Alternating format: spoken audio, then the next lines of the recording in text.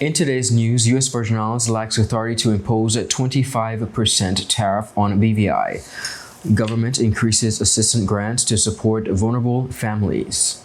A number of initiatives to show appreciation. Team Hibiscus Suite VI crowned Ultimate Bake-Off champion. District 5 event to host a basketball and a domino tournament. New collection celebrates the beauty and spirit of the BVI. Wolves edge Rebels to maintain unbeaten streak in Football League, and CORA Richardson HODGE to be sworn in as the first female PM of Anguilla. We have the details of this and much more when 284 News returns. Some claim that the age of a true gentleman is far behind us, but we disagree. He may appear in different guises today, but the values and ideals that make him a gent still stand. The Art of a Distinguished Gentleman by yours truly, Ron Grant, presents Season 7. Introducing Travi Rose, Creative Director. Alex Lake, Businessman. Sean Black, Cinematographer. Dakari Wheatley Adams, Content Creator. Donandre Millwood, Educator and Musician. Hashim Dream, Entertainer. James Todman Sr., Contractor. Dr. Albert Tompkins, Psychotherapist. Walter Barrett, Author. Rakim Todman, Producer and Engineer. Kamal Letson, Photographer. Roosevelt Smith III, Sales Manager and Hospitality Professional. Leland Abraham, IT Technician and Cybersecurity Analyst. The Art of a Distinguished Gentleman, Season 7, every Wednesday at 8 p.m., exclusively on 284 Media. Get ready to reason, reflect, and redefine yourself through the stories of real-life heroes. The Art of a Distinguished Gentleman, Season 7, Raising a Generation of Greatness. Voted Top 35 Gentleman Podcast Worldwide by FeedSpot and BI Icon Award winner. Hello everyone and welcome to this edition of 284 News. It is Thursday, February 27th, 2025. I'm Ron Grant, bringing you all the very latest out of Tortola in the Virgin Islands. A happy Thursday's wish to everyone. Thank you so much for joining us. Beginning our newscast, a legal opinion issued on Tuesday has confirmed that United States Virgin Islands Governor Albert Bryan Jr. does not have the authority to enforce the proposed 25% tariff on imports from the British Virgin Islands. This is according to an article published by the St. Croix news agency WTJX Channel 12, which stated that the opinion prepared by Assistant Legal Counsel Sherlyn Rogers and issued through Chief Legal Counsel Amos Cardi Jr. was in response to a series of questions posed by the Senate Vice President Kenneth Gittens ahead of the meeting. Now viewers, according to the opinion, the power to impose such tariffs lies exclusively with the United States Congress, which has over time delegated that authority to the U.S. President through legislation such as the Reciprocal Trade Agreements Act in 1933. The opinion confirms that the governor of the U.S. Virgin Islands does not have the legal power, either independently or with legislative approach, to impose tariffs of the BVI or any foreign jurisdiction. Gittens also sought clarity on whether the governor could independently impose any fees other than tariffs on goods and services coming into the USVI from the BVI. The legal opinion again made it very clear that the governor does not have such authority. However, while the USVI government cannot impose tariffs, the opinion pointed out that the legislator does have the authority to impose customs duties on articles imported for consumption within the USVI as outlined in the Section 8 of the Revived Organic Act. Governor Bryan's proposal came, of course, in response to a recent amendment to the BVI legislation affecting the marine industry. This is directly affecting and including drastic increases within the fees for commercial recreational vessels and cruising permits. The government of the Virgin Islands has announced a significant increase in public assistance grants, with annual allocations of the increase to exceed $1.7 million. The move is according to the Minister of Health and Social Development, the Honorable Vincent O. Wheatley, who is also the 9th District Representative, and he is aimed at alleviating, he says, the financial pressure on vulnerable families across the Virgin Islands. Speaking during a recent session of the House of Assembly, Minister Wheatley reaffirmed the government's commitment to ensuring that social assistance keeps pace with a real cost of living.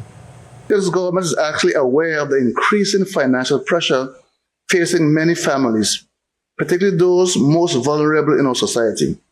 My ministry, the Ministry of Health and Social Development, is committed to ensuring that our social protection measures remain responsive, adequate, and reflective of the real cost of living in these Virgin Islands. Madam Speaker, I'm pleased to advise this Honourable House on 5th February 2025, the Cabinet of the Virgin Islands approved adjustments to the public assistance grants, heralding the provision of much-needed relief to those in need. Specifically, the Cabinet approved a comprehensive package which ensures that public assistance grants are directly tied to the actual cost of essential needs, creating a more substantial and impactful support system for our most vulnerable residents. The updated public assistance structure includes specific increases for different households, sizes, as well as an additional support for individuals with disabilities and elderly residents. Minister Whitley detailed these adjustments, emphasizing that they were designed to provide more equitable support to those most in need. The approved adjustments are as follows. Single person grants increased to $320, up from $200. A family of 2 grant amount increased to $485, up from $255. Families of 3 grants amount increased to $674, up from $340.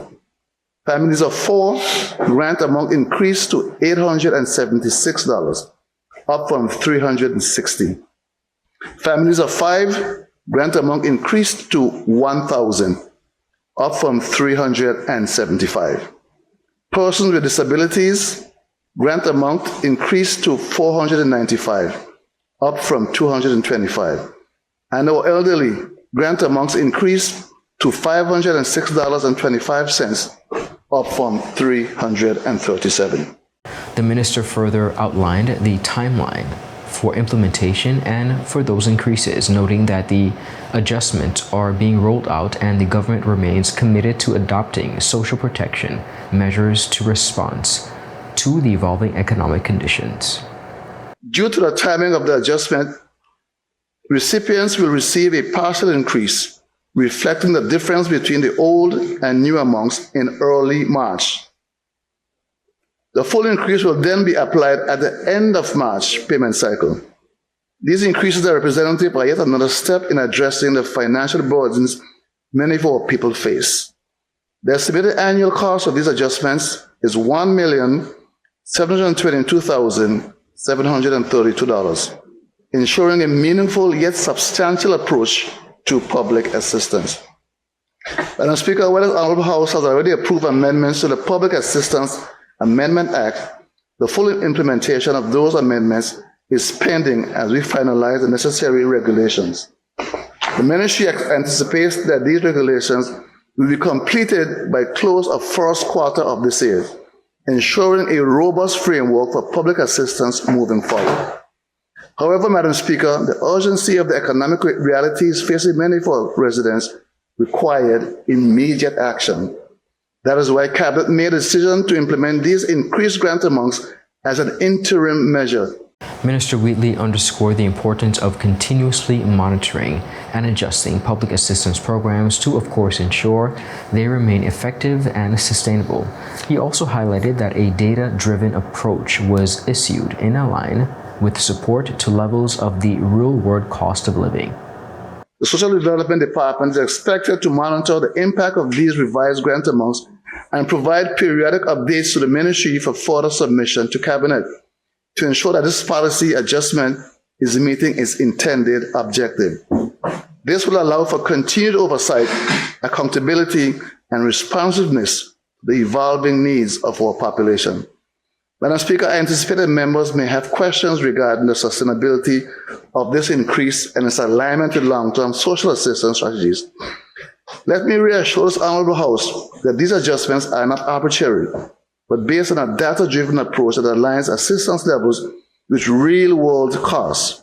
My ministry is committed to ensuring that our social assistance programs are not adequately but also fiscally responsible and sustainable. The announcement comes as part of the government's broader efforts to strengthen social protection and improvement of quality of life for residents facing financial hardships. Viewers, up next, we have much more on the local scene. We'll be right back after a quick commercial break. Just give me my service. Yeah. Just give me my service. Just give me my service. Make the switch to CCT and get connected today. Unlimited talk, text, and data. Visit any CCT store or call us at 444-4444. CCT, Life Unlimited. Remind me to renew my insurance before I leave. Just do it online with CG. Remember when my week-long vacation became a month-long excursion? Yeah, we ended up stuck in Saskatchewan, and I lived off the land for a month. Turns out I'm a natural-born ice fisher. Anyway, I renewed my insurance online. You never know. An online portal that's convenient and simple. CG Insurance. Good like that. Welcome back, everyone, and thank you all so much for sticking with us. HIBISCUS in the British Virgin Islands is this year celebrating its 10th anniversary of human resource services to the people of these Virgin Islands. Their vision of maximizing the employer's human resources budget while optimizing the job seekers' searches has evolved, of course, over the years. Founder and Managing Director, Mrs. Rakima Turnbull-Keynes, spoke on the journey of the evolution of the company. It's very ecstatic. It's a lifelong dream journey as well. We started in 2015, September 1st was the first day we started. And we started as an employment website, but we soon propelled into what you see here at BVI to be, because there were many needs for HR, human resources, and we just moved to that direction, and we developed other initiatives in here at BVI, other services that get to know, our training program, our career expos. We also offer like day-by immigration services or well-known job board. So yes, it has been a journey. We have definitely channeled different waters. Okay. Yes. And what are you most proud of when you think about the success of HIBISCUS and its impact overall on the community? I think that's what I'm most proud of, the impact. I'm most proud of the impact that we have done or have given to the BVI. I've often said that I aspire to inspire. So for me, it's all about how we give back to our community. When I think about all the things we do, how we give back, that's what I'm most proud of. The HIBISCUS team also took time to express gratitude to the Virgin Islands public and beyond for their support over the years. We appreciate your support. We definitely appreciate your support. We see you, you see us, and we want to encourage you to continue to support HIBISCUS. Our goal is to transform the BVI. When you support HIBISCUS, it's not a transaction. We often say it's a transformation. And how do we change our BVI? So everything that HIBISCUS does is all about transforming our people. How do we make our people better people? A better Virgin Islands is what we are aspiring to accomplish. Beautiful. And Ms. Farquharson? Wow. It has been a journey, and we are so grateful for your continued support and everything that you continue to pour into the HIBISCUS brand. We stand resolute to be, when you think about HIBISCUS, we stand resolute to be on the forefront of connecting job seekers. That's what we aim to do. We want to be a catalyst for change within the Virgin Islands, and we're utilizing the gifts that we have, or experiences, or life lessons, to give back to the community in substantial ways, and we hope you'll continue to be on that journey with us. The 2025 Caribbean Baking Awards announced winners across 18 categories, with Team HIBISCUS Suite VI from the USVI Virgin Islands claiming the coveted Ultimate Bake-Off Championships. Now, the annual competition, which showcased the region's top baking talents, saw the British Virgin Islands nominees securing 4 major awards, including Rising Star for Cara Christopher and Best Bakery Shop of the Year for LSL Bakery Shop. BVI Bakers also won Best Retail Cake Store and Best Specialty Baked Goods. Additionally, Team Bombshell from the BVI took on the Cultural Heritage category in the Ultimate Bake-Off competition. Team Hibiscus Sweet also VI dominated the Ultimate Bake-Off portion, winning both the Flavors of the Caribbean and Tropical Fruit Cupcake categories, before being named overall champion. Other notable winners included Jamaica's Deirdre Burrell, who claimed 2 awards for the Innovative Baker of the Year and the Best Traditional Caribbean Bakers, while Antigua, of course, a popular baker, and Barbados representative won the Best Cupcake and Cake Hero. The winners represented 10 different Caribbean nations, including Trinidad and Tobago, taking honors for Best Wedding Cake and Best Cake Designer. Competition judges evaluated entries on creativity, technical skill, presentation, and adherence to cultural themes, particularly in categories celebrating traditional Caribbean baking techniques, as well as, of course, the much-needed ingredients. The Honorable Kai M. Reimer, Minister for Communications and Works, the Minister as well for the 5th District representative, is hosting a Fish Fry and Fun Day fundraiser on Saturday, March 1st, 2025. The fundraising event is geared toward bridging the gap between generations and will include, of course, music, food, and fun, as well as games for the kids and families, as well as basketball and dynamo tournament. It's a family fun day. We want to do more interaction with the family, bring them together, build some camaraderie. You know, for far too long, we are in communities, and at times you're not even sure who your neighbors are. So we thought that this event, an all-in-one event, something for everyone to do, we thought it was a necessary thing for us to do to try to build that, like I said, camaraderie. And, you know, it's a task from the executive committee who thought it necessary that we take this approach in terms of building that community togetherness. Mrs. Carell Matthews spoke about the various activities of the day. Activities involved in this great day. We are having a basketball tournament, of course, and we're also going to have a domino tournament. We're going to have a lot of food because the main fundraiser is the fish fry. Okay. And we're going to have like activities for the young kids, for example, like Bouncy Castle. It's a fun day. So we have everything, a lot in store for the community. Now, with the basketball tournament, it's different age groups. Okay. With the Dynamo tournament, you register on site. So Okay. anyone who can play Dynamo, they can come and register and play. The event will also be honoring 2 stalwart residents of District 5.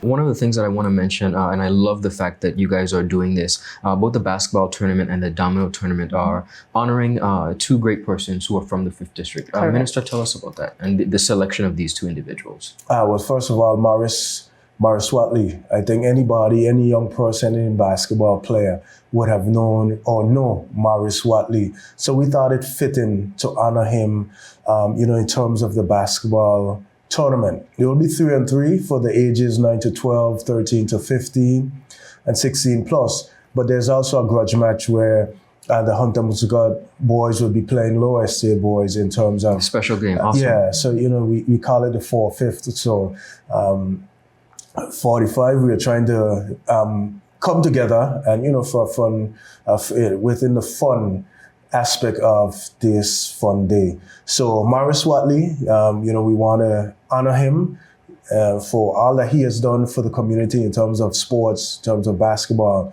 and for Farry. Alfred Farrington, he is one of the oldest, not one of the oldest, but he fits into that category. Okay.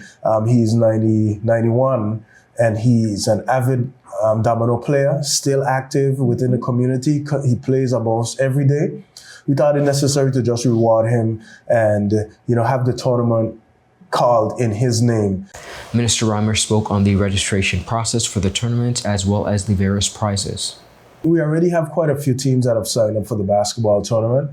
I think one person called and said that they're intending to bring 3 teams on Wednesday, but they will confirm. And, we will have the numbers. And what persons would win is, we want to give a participation medal for all those who have participated in the basketball tournament and give trophies for the winners for the basketball tournament. Now for the domino, we're thinking about we'll have some exciting prizes. a cash prize included. So like I said, it's going to be a fun day. And we can't leave out the fish fry. Of course. Fish fry is what we grew up, hearing about, knowing about, participating in. And, we have a variety of fish. We have fish for your delight. Whatever you like, I'm sure we have it on site. And we'll also have, what else are we having? Don't forget entertainment. We have Extreme Band alongside the association. He also took time to encourage the public to come out and support this family-friendly fundraiser.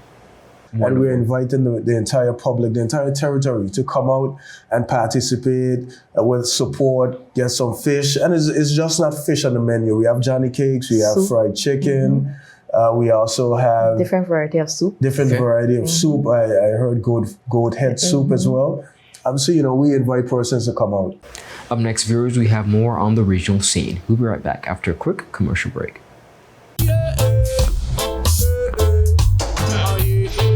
Father Jesus, that line you long like church service.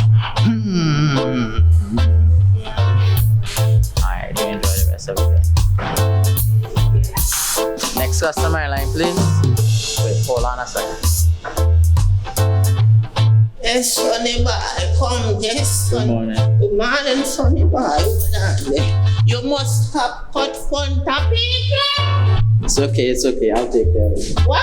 No man fit it. How may I assist you? Yes. You want top of power? You want top of power? Join the prepaid party with CCT and enjoy more affordable data plans, more top-up promotions, more savings with hero bundles, and more value for your money each and every Tuesday with Top Up Turn Up Tuesday. Visit a CCT store today or anywhere CCT Top Up is sold and top up your phone. 5, 10, 15, 20, 25, 30. You want top of power? Welcome back, everyone, and thank you all so much for sticking with us. In partnership with the British Virgin Islands, Kenny Flowers, an upscale tropical clothing and lifestyle brand, launched the new vibrant and stylish BVI's collection, just in time for spring travel. Inspired by sun-faded afternoons on the sand to salty nights under the stars, this very vintage-inspired Kenny Flowers statement print is designed to transport wearers straight to paradise. Now, viewers, understand the partnership between Kenny Flowers and the BVI Tourist Board and Film Commission encompasses a dynamic array of activations, including an exclusive destination Photoshop showcasing the new collection, as well as a luxury trip giveaway with Scrub Island Resort, Spa and Marina that has garnered over 31,000 entries, social media coverage that has also resulted in just over $3.7 million in impressions to date. Now, the dedicated blog content guiding travelers on just how to experience the magic of the British Virgin Islands. Now, to mark a decade of bold designs and travel-inspired fashion, Kenny Flowers also hosted an unforgettable 10th anniversary celebration within the British Virgin Islands, bringing together brand fans, taste makers, and island enthusiasts for a one-of-a-kind experience, including a beach volleyball tournament on Scrub Island, day sails with Dream Caribbean Blue, and painkiller testings at Soggy Dollar Bar, and, of course, on Joss Van Dyke. The team said, and I quote, "The BVI is synonymous with relaxation, adventure, and luxury, making it a perfect match for Kenny Flowers." Mr. Clyde McCoy, the Director of Tourism of the British Virgin Islands, also said, "Through this collaboration, we're excited to showcase the beauty of our islands and invite more travelers to experience them firsthand." Adding, and I quote, that partnering with the British Virgin Islands on this collection has been an absolute dream. At Kenny Flowers, he said, "We aim to bring destinations to life through thoughtful design, and our experiences and the BVI's is aimed at providing the perfect inspiration, of course, their efforts, beauty, adventures, spirit, and laid-back luxury that will, of course, incorporate everything we stand for. It's being an honor to collaborate to create a print that allows the people to carry a piece of this paradise with them wherever they go, of course, in preparation for their various trips." Congratulations to this remarkable team of the BVI Tourist Board for this partnership. Moving right along, defending champions Wolves FC continued their dominance in a run for the BVI Football Association National Football League, securing a hard-fought 1-0 victory over Rebels FC last weekend, playing the Virgin Islands, of course, recreation grounds on Sunday. They took on Wolves FC and kept their undefeated record intact within the crucial late goal from the Curran Johnston in the 80th minute. The narrow wins extends their lead to the top standings of 36 points, reinforcing their status as the team to beat this season.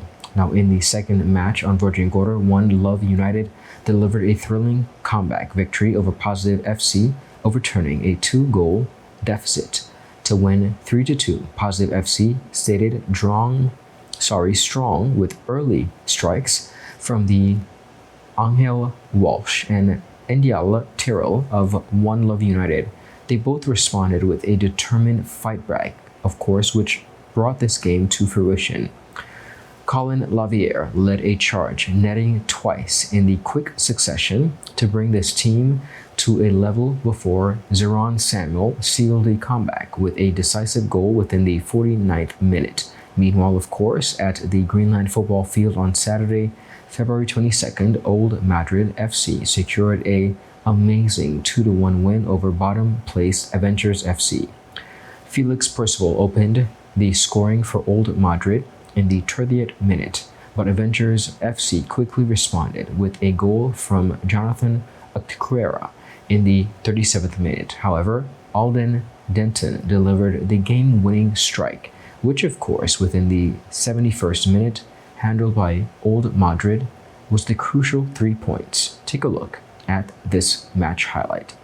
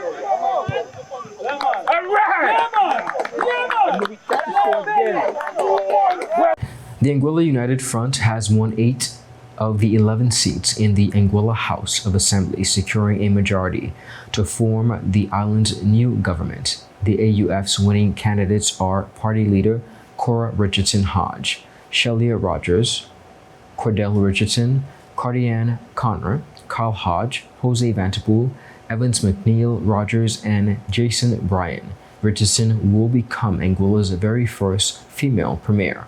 Former Premier Ellis Webster, Merrick Richardson, and former Tourism and Infrastructure Minister Hayden Hughes of the Anguilla Progressive Movement will form the official opposition. More to come as the story develops. That's it for today's news roundup. Be sure to follow us for your daily news updates at Tweet4Media and Tweet4BVI on Instagram and X, formerly Twitter. I'm Ron Grant. Do have a safe and enjoyable evening. Be sure to follow us on our WhatsApp channel for daily updates as well as our social media handles. Have a beautiful rest of the day. Goodbye.